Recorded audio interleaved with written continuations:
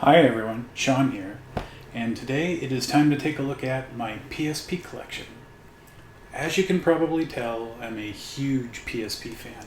I've been collecting for the system since shortly after it came out in 2005 in the US, and it's coming up on its 20th anniversary of the original Japanese launch. What you see here is the complete North American PSP library, all 612 titles plus some extras. Across the top, I've got my boxed PSP sets, and in the middle, I've got this TV running demo loops that are running off of a kiosk disc. So this is a kiosk-inspired layout for my shelf. Someday maybe I'll get a kiosk, but not in the collection today. So in this video, I just want to take an overview of this collection. Up at the top, I've got some of my boxed PSP sets and PSP consoles. I have my Metal Gear Solid and my Monster Hunter 3 Japanese import. And I've got 2000s, 3000s, and 1000s all up here. And up on this top shelf where I have this TV running a demo loop, here is where I keep my Lego games. And just below that, we've got a lot of retro collections. I don't group the whole collection alphabetically. It's easier for me to find things if I kind of group them by genre. Over here we've got some shooters and some Star Wars. And then down here we've got Capcom releases. Now I keep all the Capcom releases together because if I pan down and you look at the bottom, they really planned out this set of releases. Because if you line them all up, you get this neat illustration across the spines. And then here I've got some PSPs in the corners of these shelves that are running game share demos. So back in the day there was a service called PlayStation Spot where you could take your PSP up to a kiosk and download and install a demo. On the second shelf, this is primarily all of my racers. So there are over 60 racing games in the PSP library, so I've grouped them all here and then filled in the space with some other games that I've been playing with. And then if I look at the bottom of the shelf, I've got my PSP Go, I've got a PSP Mint tin where I keep all of my memory cards. This is the PSP that's actually running the demo up on the TV. And here are some of my NFR discs, the loose ones that aren't part of one of the box sets up at the top. And here I've got a PSP 1000, and this one has the hard drive accessory, 4 GB hard drive and extended battery install. That's a really weird accessory from back in the day. Next shelf down, we've got mostly RPGs. So I clustered all the RPGs together and then filled in the extra space with some related titles. And as you see, I've also got my PSP loose consoles, and I've managed to get all of the colors that came out in the US for the PSP 2000s rather. And then I've got PSP 3000s, and I'm still missing a couple variations from the US PSP 3000s, but we'll get them someday. And then here are a couple of Japanese colors. Now this Radiant Red is a reshell. That was a fun rehab project from a couple years back. Going down one more shelf.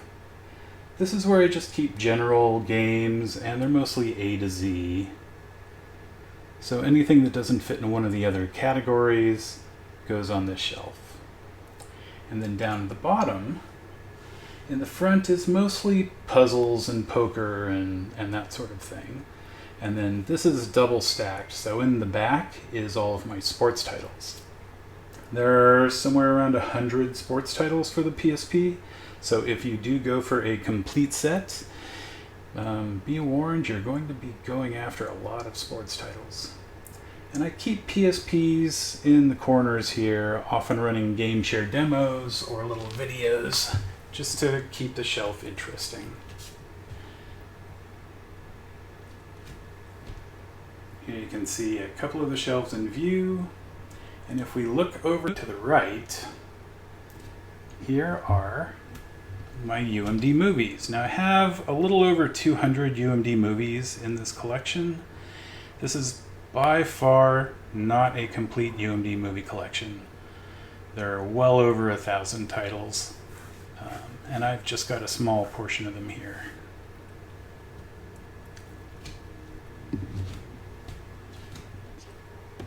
Another thing I like to collect are these marketing brochures and catalogs.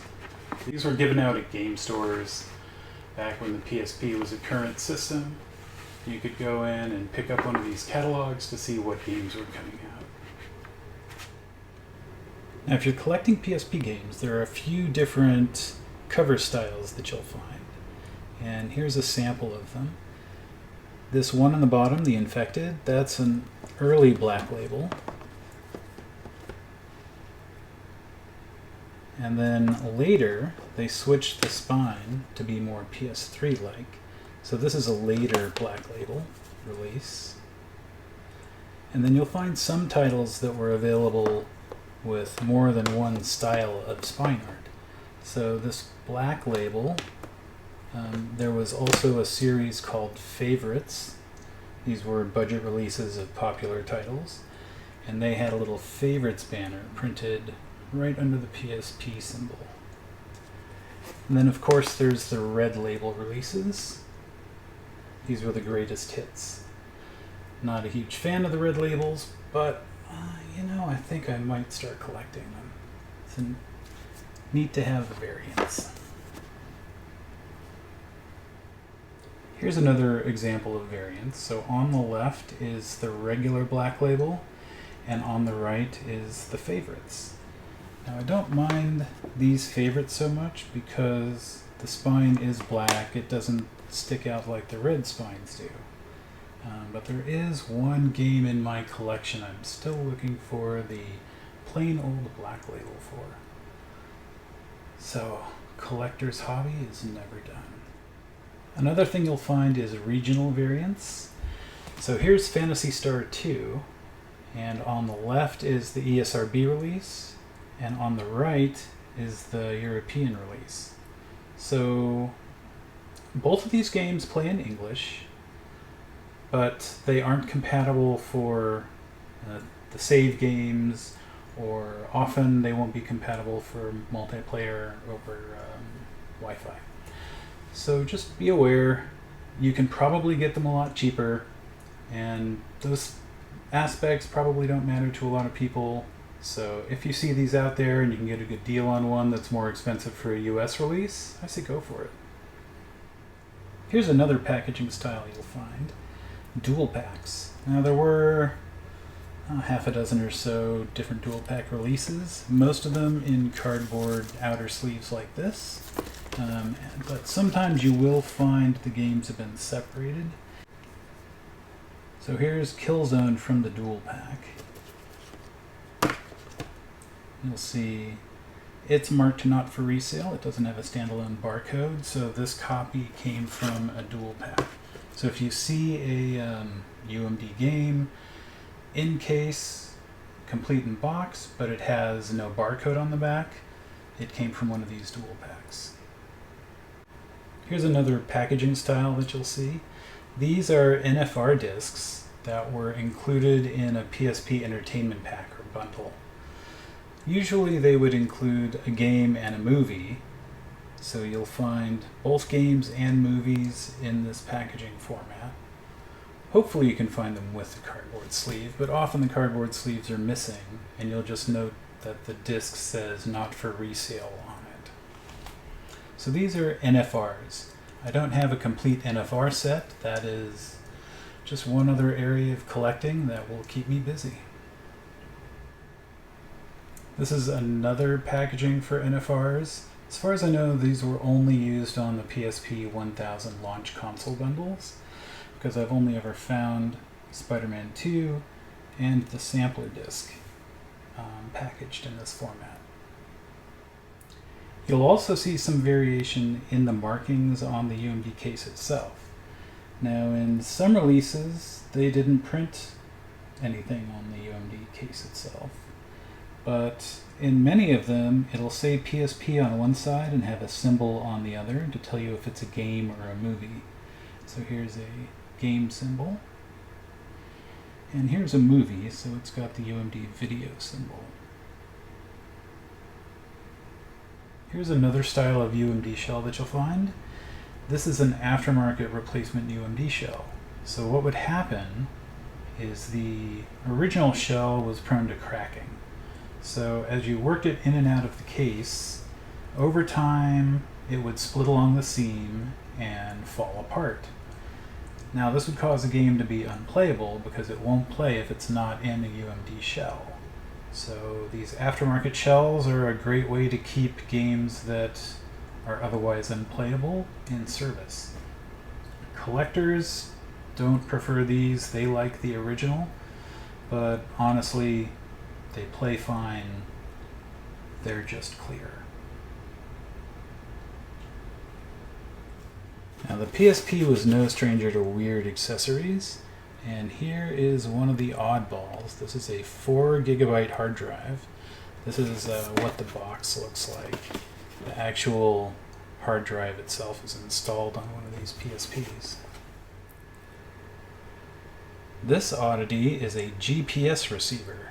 It wasn't available in the US, but if you were in Japan or some other regions, you could use this GPS receiver and some navigation software and mount a PSP in your car, and it would guide you around the city. Here's another oddball accessory. This is a PSP to TV adapter for a PSP 1000. Now officially, TV out didn't come until the PSP 2000 was released, but some creative engineers figured out a way to just basically stick a webcam that you could mount in front of your PSP's screen and get it onto the TV that way. There were also 2 different kinds of cameras available for the PSP. Now on the left is the version that came with the AR games, like Invisimals or the Pets game. This version is the only one we got in the US, which is unfortunate because it's a lower resolution camera. So it's good for the AR games, but it's really low quality for photos and videos. On the right is the version that came out in other regions called the PSP Go Cam.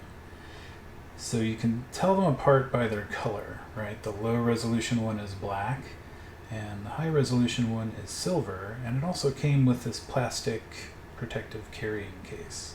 If you're going to hunt down a camera, I would suggest getting the Go Cam, although you're going to have a much easier time finding the AR camera because it's the only one that came out in the US.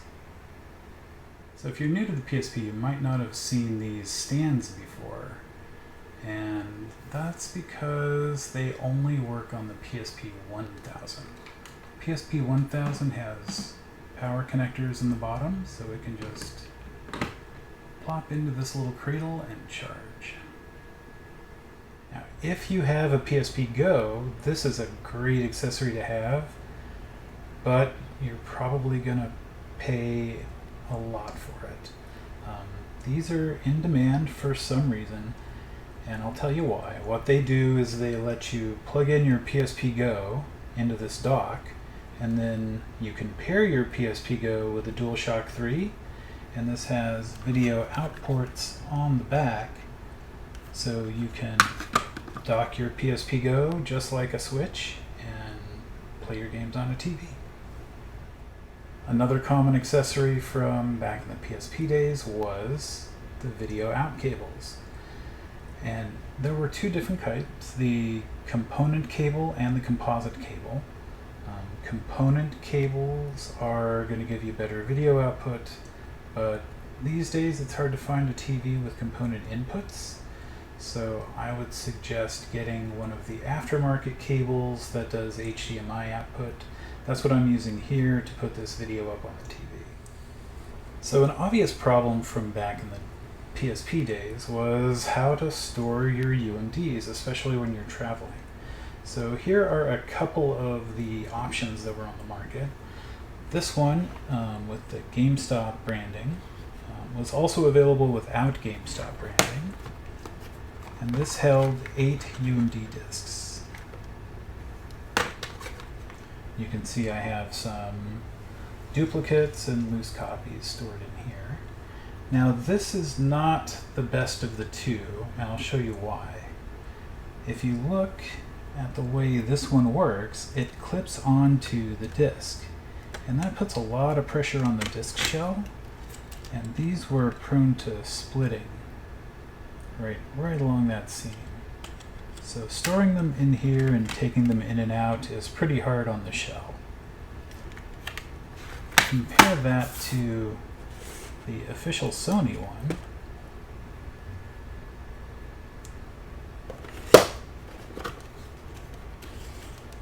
This one has magnets. So instead of clipping the game, it grabs onto the disc with a magnet, just like the UMD drive does. So if you're going to pick one of these up, I recommend this one because it is the much better of the two and much safer for your games. So if you look, no clip, it just grips onto the metal hub.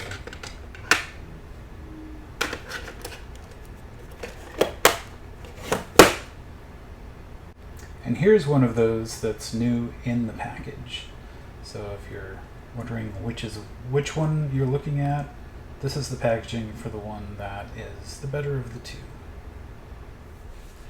Here's a tip to help prevent your UMD shells from splitting. So if you look at the box, inside there are 2 clips, one at the top and the bottom, and sometimes these will break off and the disc will just rattle around inside. But other times what will happen over time is it will split the seam of the UMD shell. So it looks like the way they designed it, these clip from the top and bottom, and you're supposed to grab from the sides to pop the game in and out. But over time, this seam will split.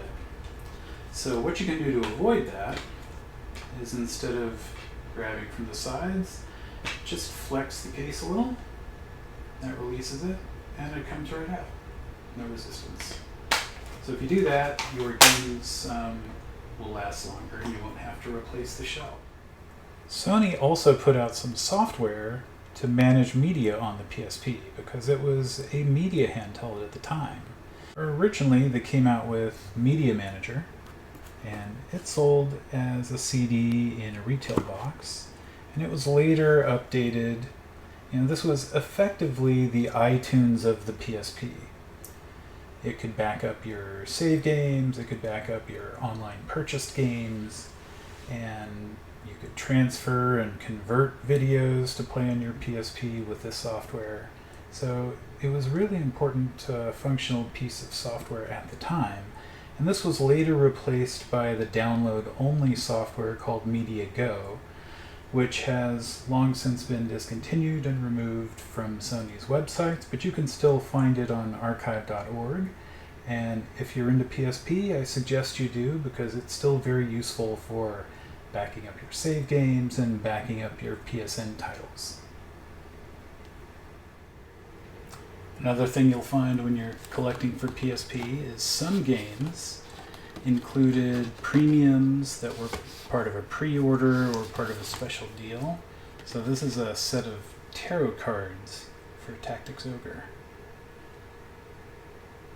So that's an overview of my PSP collection, my complete North America PSP set, a quick look at my boxed console collection, my console variations, and some of the odds and ends that I've picked up along the way. If you want to see more or want me to go into more detail on some aspect of this collection, let me know in the comments below. I will probably circle back and make a more detailed video. Thanks for watching. Bye now.